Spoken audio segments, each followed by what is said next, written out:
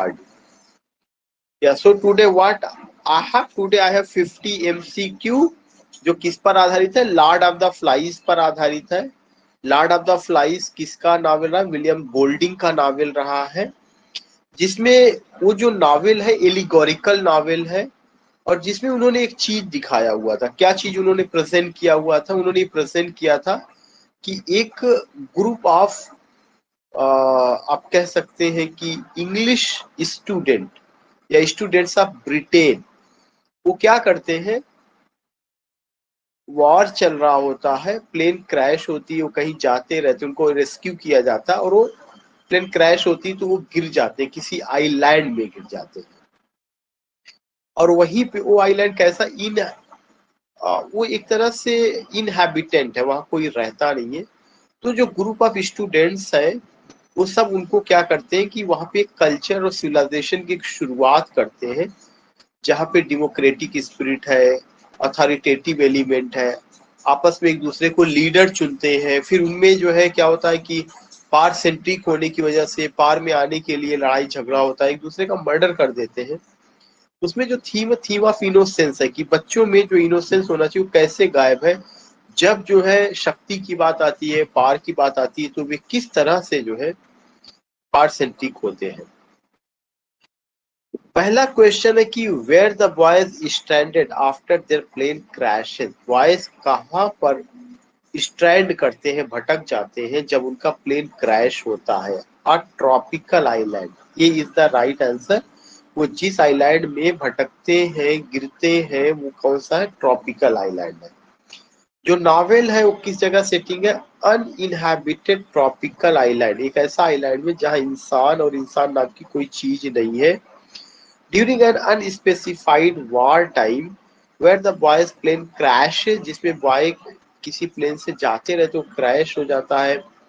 The lush isolated setting serves as a microcosm for society, allowing Golding to explore human nature without external interference. Question number 2 है, what object do Ralph and PG find that becomes a symbol of authority? कह रहे हैं कि Ralph और PG क्या पाते हैं जो सिंबल ऑफ अथॉरिटी बनता है। दे फाइंड अ कांच शेल, वे कांच शेल पाते हैं और उसी से आवाज देकर के एक दूसरे को बुलाते हैं। तो वो क्या पाते हैं, conch shell. The conch shell found by Ralph and Piggy is used to call assemblies, उसी से वे अपने सारे दोस्तों को बुलाते हैं, कोई मीटिंग होती है तब उसके लिए लोगों को आवाज देते हैं। और यह सिग्निफाई है किसका, आर्डर का और डेमोक्रेसी का। Whoever holds it has the right to speak, जो भी जिसके पास भी वो कांच होता है उसको राइट होता है स्पीक करने का, अपनी बात रखने के लिए। But its authority diminishes as savagery takes over, लेकिन ये जो डेमोक्रेटिक स्पिरिट है ये खत्म होती है जैसे जैसे उसमें असभ्यता का, तानाशाही प्रवृत्ति उन लोगों में डेवलप होती है। तानाशाही प्रवृत्ति का प्रतीक कौन रहा था, जैक कैरेक्टर, अगर आपको याद होगा। What is the primary goal Ralph emphasizes for the group, जो प्राइमरी गोल है राल्फ क्या चीज इम्फेसाइज करता है। राल्फ का सबसे प्राइमरी गोल है कि आग जलनी चाहिए, मेंटेनिंग अ सिग्नल फायर, एक सिग्नल फायर हमें यहाँ पे लगातार जलाए रखना है ताकि कोई आर्मी पर्सन या ब्रिटेन का कोई ऐसा ऑफिसर या उसकी जहाज इधर से गुजरे तो उनको लगे कि हाँ जो बच्चे गायब हुए शायद यहीं पर है, क्योंकि जब धुआं निकलेगा तो they will come to know कि some people are inside the forest या in the forest and they are cooking something या दे आर डूइंग, तो वो धुआं एक सिग्नल होगा और उससे वे यहाँ पे आएंगे और बचा सकते हैं। राल का प्रायोरिटीज था कि एक सिग्नल फायर होना चाहिए as a means of rescue ताकि हम लोग बच सके, symbolizing hope and connection to civilization. His focus contrast with Jack's obsession with hunting, लेकिन उसका जो फोकस रहता है कि वो विरोधाभासी है, किससे, जैक से। जैक किस पर विश्वास करता है, हंटिंग पर, कि हमें शिकार करना चाहिए, हमें यही अपनी बस्ती बसा लेनी चाहिए, यही हमें रूल करना चाहिए, यही अब हमें रहना चाहिए। तो जैक में एक डेविल है, वो कौन सा डेविल है, तानाशाही प्रवृत्ति है। राल्फ में क्या है, हमें यहाँ से निकलना है और उसके लिए हमें एक जो है सिग्नल फायर जलाए रखना है ताकि हम बच सके। और वो कहता है कि हम सारे लोगों में हम में से क्या करना, अपने अपना एक लीडर चुन लेना है। और वो लीडर कौन होता है? वो लोग चुनेंगे, राल्फ को चुनते हैं जो डेमोक्रेटिक स्पिरिट दिखाता है। देन क्या है, ये दिखाता है कि फिर उसी में टेंशन बढ़ती है बिटवीन आर्डर एंड सेवेजरी का। आर्डर किसका? डेमोक्रेटिक आर्डर है, और आपका आर्डर अथॉरिटेटिव आर्डर, और सेवेजरी सेवेज एक कल्चर को लेकर के कि कैसे जो है प्रजातंत्र, ये लोकतंत्र और तानाशाही के बीच का एक क्लैश दिखाया गया राल्फ और जैक के बीच में। What causes the first major conflict between Ralph and Jack? Ralph और जैक के बीच में कॉन्फ्लिक्ट का, संघर्ष का सबसे बड़ा कारण क्या था? सबसे बड़ा कारण ये था कि जैक ने निग्लेक्ट किया फायर सिग्नल का। किसका? सिग्नल फायर का।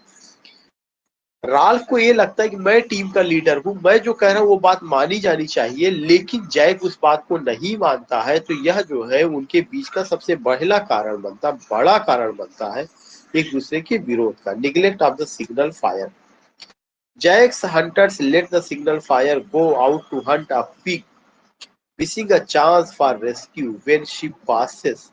This indicates underscore the growing divide कि दोनों में जो है क्या हुआ, एक तरह से डिवाइडिंग का कॉन्सेप्ट रहा है उसमें।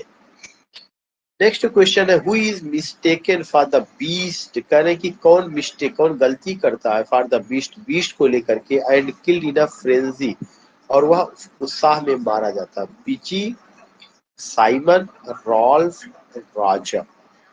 वी नो कि साइमन मारा जाता है।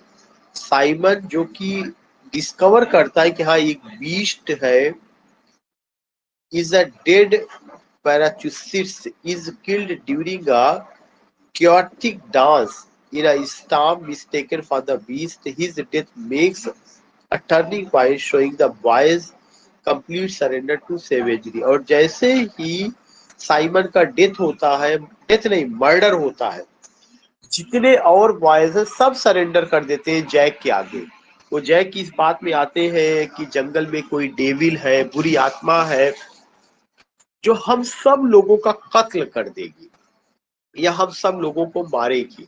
इस बात को लेकर के क्या होता है, ओके, सो यू सी कि इस तरह का कॉन्सेप्ट वहां पे डेवलप होता है। तो you find what you find कि साइमन का डेथ दिखाता है कि डेमोक्रेसी वहां पे खत्म हो रही है और तानाशाही और उसके सपोर्टर बहुत तेजी के साथ आगे बढ़ रहे हैं। How is Piggy killed? Piggy को कैसे मारा जाता है? He drowned in the sea, he is stabbed by Jack, he is crushed by a boulder। एक बड़ा सा बोल्डर पत्थर का होता है, उससे उसको क्रश कर दिया जाता है।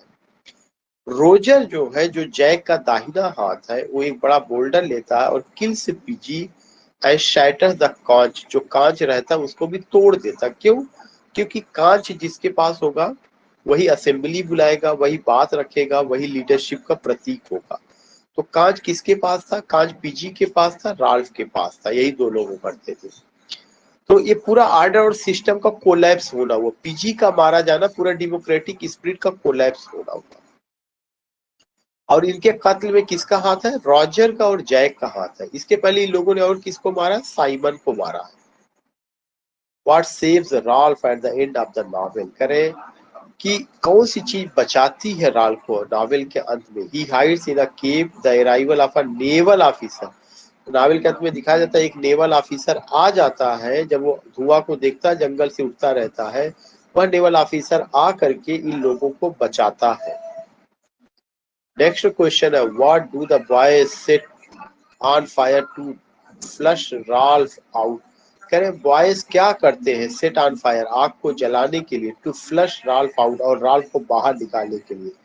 The signal fire the shelter the entire island.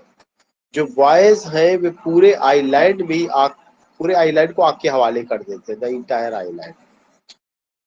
C is the right answer. Jack जो है एक ट्राइब बन जाता है, सेट्स द आइलैंड एब्लेज, वह पूरे आइलैंड को आग के हवाले कर देता है, और राल्फ को मजबूर कर देता है कि वह कहीं छुपे, या जो है कंप्लीट डिस्ट्रक्शन का प्रतीक है।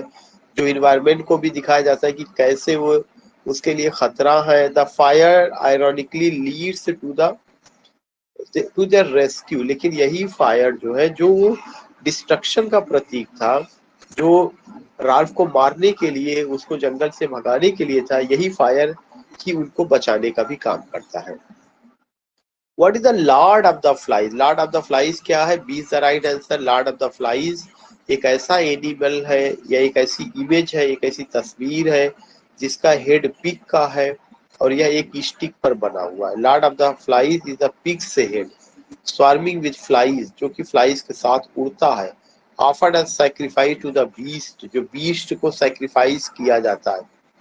It symbolizes evil and decay, बुरी चीज का और पतन का प्रतीक है। स्पीकिंग टू साइमन, साइमन को अगर देखा जाए, जो उन्होंने कहा इन अ हेलुसिनेटरी विजन, यह एक तरह का क्या हेलुसिनेटरी विजन है, रियलिटी कम है और एक आप कह सकते हैं कि हेलुसिनेशन, भ्रम की स्थिति पैदा करता है।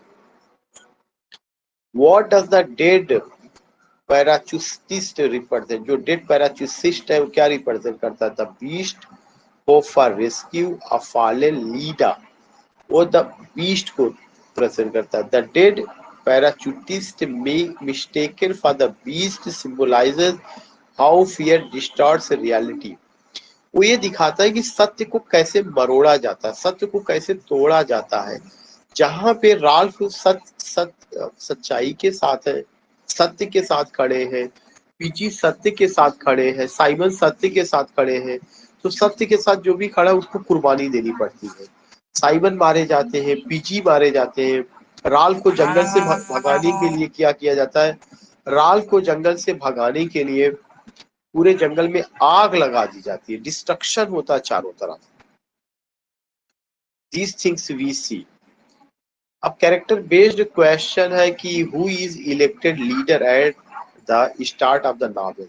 नॉवेल की शुरुआत में कौन लीडर चुना जाता है? राल्फ चुना जाता है, राल्फ जो है लीडर है। नेक्स्ट क्वेश्चन है which character is described as intellectual and wears glasses? कौन सा कैरेक्टर जो है इंटेलेक्चुअल के रूप में डिस्क्राइब किया गया और वह ग्लासेस पहनता है? Piggy is the right answer, Piggy. Next question है who is the leader of the choir boys and become obsessed with hunting? Jack, हम सारे लोग पता कि पूरे क्वायर बॉयज का लीडर वो बन जाता है, हंटिंग में यकीन करता, अथॉरिटेटिव हो जाता है, लोगों में डर पैदा करता है, डेविल शैतान की बात करता है, बीस्ट की बात करता है, और ये कोई एक्सटर्नल फोर्स नहीं, इंसानों में खुद ही बुराई इंसानों के अंदर होती है और वो जैसी मौका मिलता है वो बाहर निकलती है। तो जैक जो है लीडर है बुरी आत्माओं का, और वो सबको ग्रुप में अपना रूल करना चाहता है, अपना तानाशाही प्रवृत्ति दिखाता है। Which character has a spiritual insight into the true nature? कौन से कैरेक्टर में स्पिरिचुअल इंसाइट है? That is Simon. साइमन एक प्रीचिंग का काम करता है, उस पर स्पिरिचुअल इंसाइट है और वो बताता है कि जो है कोई बीस्ट नहीं, कोई डेविल नहीं, यह एक तरह का हेलुसिनेशन है और ये डराने के लिए तैयार किया गया जैक के द्वारा, इसीलिए उसकी हत्या कर दी जाती है। Who is Roger's primary target in his act of violence? करे रोजर का प्राइमरी टारगेट कौन है एक्ट ऑफ वायलेंस? आपको याद होगा कि बोल्डर का इस्तेमाल करके कैसे वो पीजी की हत्या करता है रोजर। पीजी, चूंकि पीजी के पास ही वो कॉन्च है, तो रोजर क्या करता है, यह सैडिस्टिक नेचर है जो पीजी की को किल कर देता है बोल्डर से, और symbolizes the destruction of reason, जो कि ये प्रतीक है कि कहीं पे तर्क हुआ, इंटेलेक्चुअलिटी हुई, उन सबको खत्म कर देता है और वह क्रुएल्टी का प्रतीक है। नेक्स्ट क्वेश्चन है what role do Sam and Eric primarily play? Sam और इरिक का क्या रोल है हंटिंग का? राल्फ लॉयल सपोर्टर का, राल्फ के वो लॉयल सपोर्टर है। कौन? सैम और Eric. Sam and Eric initially support Ralph, वे शुरू में राल्फ को सपोर्ट करते हैं। Tending the fire and upholding the order, order को फॉलो करते हैं, आग जलाए रखते हैं। Their eventual coercion into Jack's tribe illustrates the power of fear and group think। लेकिन बाद में वो जैक के सपोर्टर हो जाते केवल डर के मारे कि जैक जो कहता था वही हुआ, पीजी का हत्या हो गया, साइमन की हत्या हो गई, और डेविल है, बीस्ट है, इस तरह से डर के मारे वो दोनों लोग जो है राल्फ को छोड़ करके जैक के खेमे में चले जाते हैं। What nickname is given to the younger boys on the island? करें आइलैंड में क्या निकनेम दिया गया है यंगर बॉयज को? यंगर बॉयज को क्या नाम दिया गया है? The the litinus are the younger boys. जो litinus है, लिटियंस है, नॉट लिटिनस, लिटियंस, LITTIUNS, जो लिटियंस है ये यंगर बॉयज है, often ignored and vulnerable. They represent innocence and the powerless in society, caught in the older boys' conflicts. Which character is most associated with cruelty and sadism? कौन सा character associated है cruelty और sadism से? Jack, Roger. Yes, Roger. Roger's quiet, sadistic nature is evident in action like throwing stones near Henry and killing Pidgey. He embodies unrestrained cruelty, a step beyond Jack's savagery. फिर से question देखिएगा, विच character is most associated with cruelty and sadism? कौन सा character cruelty और sadism का प्रतीक है? Jack उतना क्रूएल नहीं है जितना रॉजर है, और रॉजर जैक का दाहिना हाथ है. बोल्डर का यूज करके जो है पीजी को कौन मारता है? रॉजर मारता है. तो Roger B is the right answer. Next question है, who tries to maintain the group's focus on rules and order? कौन कोशिश करता है ग्रुप के फोकस को कि रूल किया जाए और ऑर्डर को फॉलो किया जाए? राल्फ. राल्फ पूरे ग्रुप पर कंट्रोल करना चाहता है. राल्फ ग्रुप पे कंट्रोल नहीं, सॉरी, डेमोक्रेटिक स्पिरिट के साथ. लेकिन अगर जैक की बात की जाएगी तो जैक क्या करता है? पूरा ऑटोक्रेटिक स्पिरिट के साथ वो करता है. Ralph consistently advocates for rules.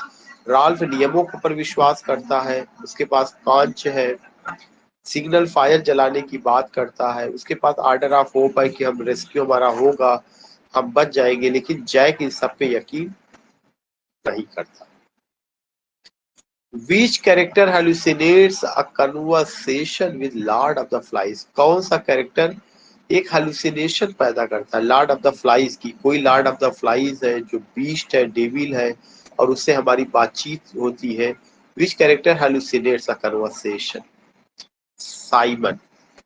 Simon's hallucinatory dialogue with the pig's head reveals his understanding that the beast is within the boys. Simon कहता है कि कोई भी बुरी चीज हमसे बाहर नहीं है, जो बुरी चीज है वो हमारी आत्मा में है. यही बात करने के लिए साइमन की हत्या कर दी जाती है. जबकि जो जैक है, जो रॉजर है, वो कहता है नहीं, एक्सटर्नल फोर्सेस बुराई है. जंगल में कोई वाइल्ड बीस्ट है, कोई लॉर्ड ऑफ द फ्लाइज है जो हम सब पे कंट्रोल करना चाहता है, हमारी हत्या करेगा, हमें हंटिंग करना चाहिए, ऑल दीज थिंग्स. और जो उसकी बात को नहीं मानता वो खुद ही उसकी हत्या करा देता, और किसके ऊपर ये जिम्मेदारी ला करके थोप देगा? वो जो है लॉर्ड ऑफ द फ्लाइज के ऊपर, डेविल के ऊपर ला करके कर देगा. थीम बेस्ड क्वेश्चन है, what is the central theme of the Lord of the flies? का जो सेंट्रल थीम है क्या है? सिविलाइजेशन बनाम सेवेजरी, ये सेंट्रल थीम है. असभ्यता और सभ्यता के बीच का जो संघर्ष है, धरती पे कैसे सभ्यता हुई. सभ्यता के प्रतीक कौन कौन है? राल्फ और पीजी सभ्यता के प्रतीक है. जैक और राजर सेवेजरी असभ्यता के प्रतीक है. What does the novel suggest about human nature? Novel human nature के बारे में क्या सजेस्ट करता है? Be the right answer. Suggest करता है कि बुराई हमारे अंदर है. It is inherently evil. जो बुराई है वो हमारे अंदर, बुराई बाहर नहीं है. Golding's pessimistic view shaped by the World War II posits that evil is innate as seen in the boys' rapid descent into violence without societal constraint. What theme is emphasized by the boys' fear of the beast? करें कौन सी theme है जिस पर जोर दिया जाता है boys के द्वारा, वो जो कि फियर ऑफ द बीस्ट को रिप्रेजेंट करता है. फियर ऑफ द बीस्ट क्या है? The destructive force of fear. Fear of the beast जो है एक ऐसी ताकत है जो डिस्ट्रक्टिव है, समाप्त करने वाली चीज है. Fear of the beast drives irrationally behavior from Simon's death to the group savagery, illustrating how fear amplifies humanity's worst instinct.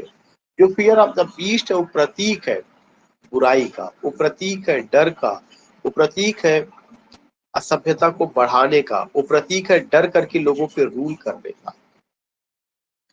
What does the loss of the कांच represent? जब कांच को तोड़ दिया जाता है वो किसका जो है को रिप्रेजेंट करता है, लॉस ऑफ ऑर्डर को, कि आप जब कांच नहीं है, डेमोक्रेटिक स्पिरिट नहीं है, ऑर्डर कैसे दिया जाएगा, असेंबली कैसे बुलाई जाएगी, मीटिंग कैसे होगी, कैसे बात रखा जाएगा।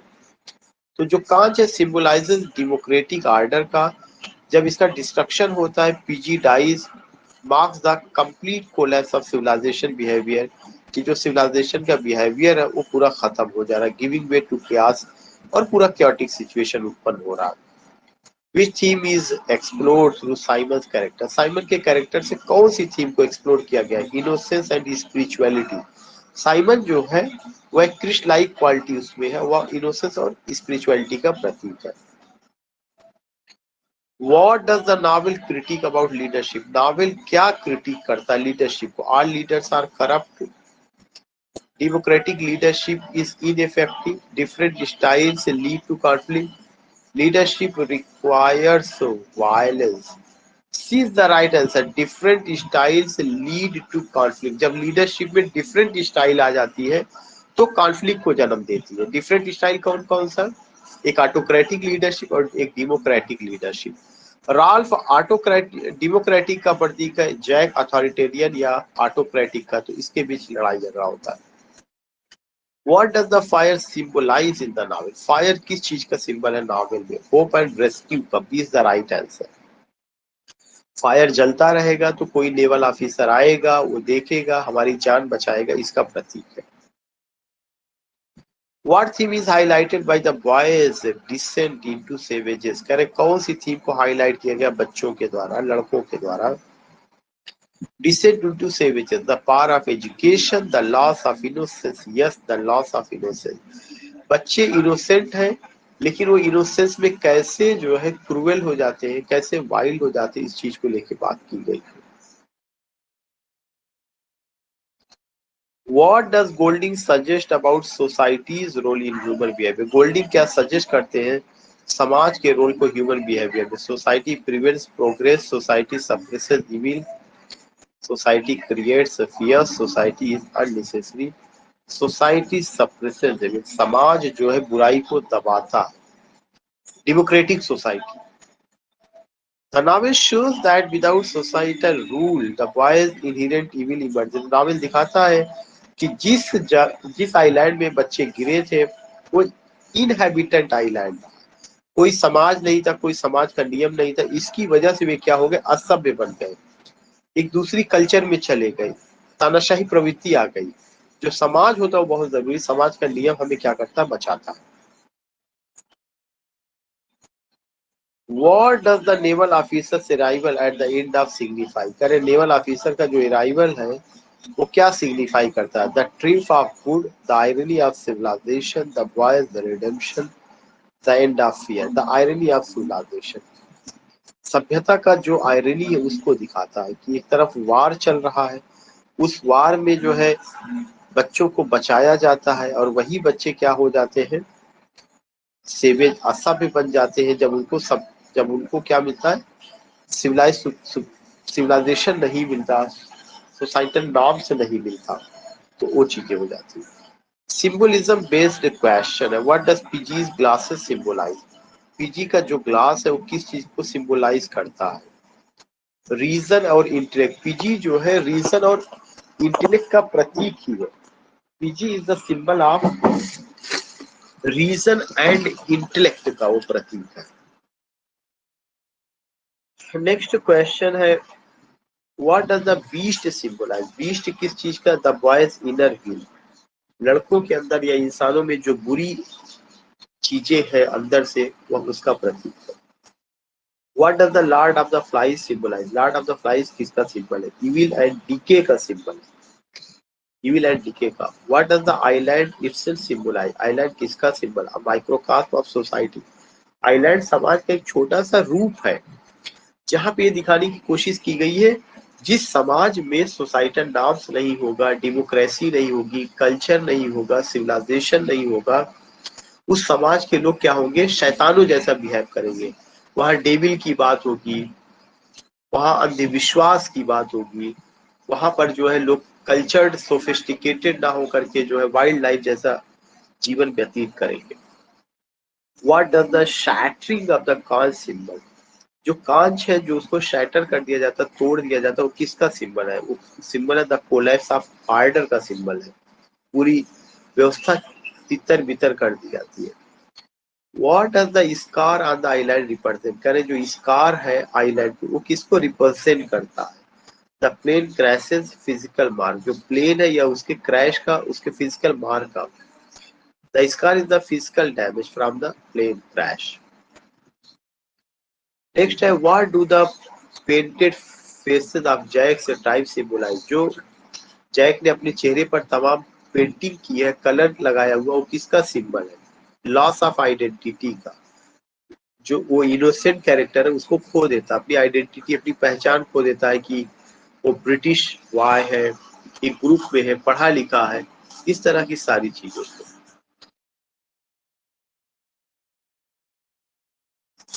What does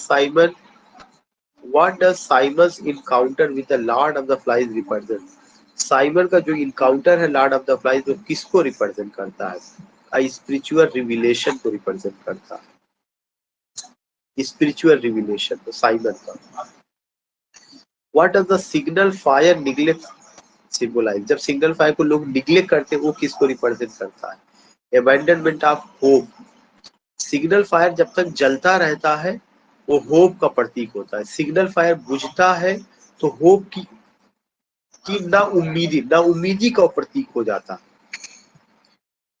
what does the dead parachutist symbolise, वो किसका सिंबल है? द एडल्ट वर्ड्स फेल्योर, जो एडल्ट वर्ल्ड है उसकी जो है एडल्ट वयस्क लोगों की जो दुनिया है उसके असफल होने की, वार है, बच्चे को सही कल्चर नहीं मिल रही है, बच्चे भी टेबिल का, वाइल्ड बीस्ट का, लॉर्ड ऑफ द फ्लाइज की बात कर रहे हैं, ये उसका प्रतीक हो जाता है। फिर है what literary genre best describe Lord of the flies, lord of the flies कैसा नावल है? एलिगोरिकल नावल है। The novel uses the boy's story as an allegory for human nature, society and the struggle between civilization और savagery का, जिसमें कांच का symbol है beast carrying broader meaning. How does Golding expectation in world war second influence the novel, Golding का जो expectation है खास करके वर्ल्ड वार सेकेंड को ने कैसे प्रभावित किया नावल को? This shapes his view on human evil. Golding ने वर्ल्ड वार सेकेंड के माध्यम से बताया कि जो मानव स्वभाव है उसमें बुराई है, जो जो जो एक सभ्यता है डेमोक्रेटिक स्पिरिट, वो कहेगा मैं अच्छा हूँ, हिटलर कहेंगे नहीं मैं अच्छा हूँ, मुसोलिनी कहेंगे नहीं मैं अच्छा हूँ। तो जो सुपीरियरिटी है तानाशाही प्रवृत्ति का या किसी भी देश के लीडर का जो सुपीरियरिटी है वही क्या करता है, युद्ध को पे हमें खड़ा करता है। What is the novel's primary critique of society? Novel का प्राइमरी क्रिटिक क्या है? It fails to control human instinct. Novel दिखाता है या नावल आलोचना करता है मानव संवेदनाओं को जो है कवर करने में हमारा समाज असफल रहा है। हम अनसिविलाइज बन गए, अनकल्चर्ड हो गए, खून के प्यासे हो गए, वार में यकीन करने लगे। These things की वो बात करता है। How does Lord of the Flies respond to the coral island, Lord of the flies कैसे जो है रिस्पॉन्ड करता है कोरल आइलैंड में? इट पैरोडीज इट्स ऑप्टिमिज्म, यह जो है किसका प्रतीक है? आशावादी सोच का प्रतीक होता है। What role does irony play in the novel, irony का क्या रोल है नॉवेल में? The adult world mirrors the boys savagery, जो एडल्ट वर्ल्ड है यह बॉयज की सेवेजरी को दर्शाता है, बिल्कुल सही है। जो एडल्ट वर्ल्ड है, एडल्ट वर्ल्ड का मतलब the world of Hitler, the world of Mussolini, युद्ध की वजह से, सेकेंड वर्ल्ड वार की वजह से वो लोग कैसे जो है युद्ध की वजह से बच्चे जो है तड़प रहे हैं, लोग मर रहे हैं, भूखे हैं, प्यासे हैं, इंसान इंसान के खून का प्यासा है। तो जो मेच्योर समाज है जिनके हाथ में जिम्मेदारियां हैं, राष्ट्रपति, प्रधानमंत्री, देश के राष्ट्र नायक, वे कैसे युद्ध में अपने राष्ट्र को जो है धकेल देते हैं, उसको लेके बात करता है। What psychology concept is evident in Jack's behavior? Jack's की बिहेवियर में कौन सी साइकोलॉजी आती है? द इड आता है, द इड। आपको समझना पड़ेगा, फ्राइड का कॉन्सेप्ट है, इको इट इज उनका कॉन्सेप्ट है। Why Simon consider a Christ like figure, Simon को क्यों क्रिस्ट लाइक फिगर कहा जाता है? क्योंकि वह सत्य के लिए अपने आप को कुर्बान कर देता है। He sacrifices himself for truth, What is the criticism of Golding's portrayal of human nature? जो गोल्डिंग का क्रिटिसिज्म है ह्यूमन नेचर को लेकर वो किसका प्रतीक है? It is overly bleak. Yes, it is overly bleak. Some critics argue Golding's view of human nature are inherently evil. या bleak है मतलब वो दिखाते हैं कि सब कुछ उजड़ा सा है, कुछ भी नहीं बचा है. How does the novel use a setting to enhance the theme? जो नावल की जो सेटिंग है उसमें कैसे थीम को लेकर के वो आगे बढ़ता है. दिखाया गया है कि जो जहाँ पे उसका सेटिंग है वो एक आइलैंड में है और जो आइलैंड है इसमें आइसोलेशन है, कोई ह्यूमन नहीं है, जो ह्यूमन गए हैं उनमें तमाम कमजोरियां हैं. इस तरह से थीम आगे बढ़ती है. लास्ट क्वेश्चन है, what is the significance of the novels title Lord of the flies? इसका क्या सिग्निफिकेंस है? यह एक बिब्लिकल एल्यूजन है जो बुराई का प्रतीक है. It is a biblical allusion, वहां से लिया गया है, जो किसको, बिल्जबब को रिप्रेजेंट करता है. कल भी मैंने बिल्जबब बाइबल में एक डेविल है, उसका नाम है, उसका जिक्र है, जो कि एक डेविल है जो इनहेरेंट इविल है, और इसी को दिखाया गया बॉयज में भी. तो नावल बहुत अच्छा नावल है और बताता है सिविलाइजेशन की सुपीरियरिटी को लेकर के बताता है, और बताता है कि जिस समाज में सोसाइटल नॉर्म्स नहीं है, जिस समाज में नियम कानून नहीं है, वहां पे अगर बच्चों को ऐसे ही छोड़ दिया जाएगा तो वे अनकल्चर्ड, अनसोफिस्टिकेटेड, वाइल्ड हो जाएगा. तो meet you tomorrow. But I want to get your feedback. How do you find the class? Have you any issue? कोई issue तो नहीं है? We have Junaid, we have Rajkumar, we have Saba, Mubashir, Muhammad Ji, Krishna Ji, and Razia. You can just okay, Saba. Good, thanks. So meet you tomorrow.